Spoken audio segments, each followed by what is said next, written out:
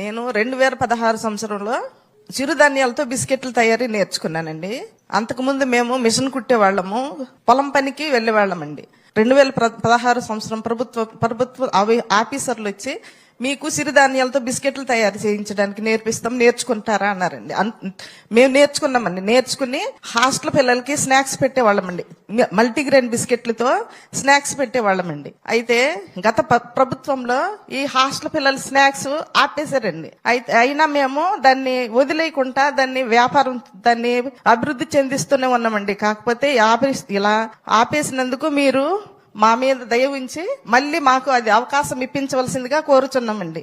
100 మంది పనిచేస్తున్నామండి. అక్కడ 30 మందితో స్టార్ట్ చేస్తామండి. 100 మంది పనిచేస్తున్నామండి. 100 మంది పనిచేస్తున్నారు. అవునండి.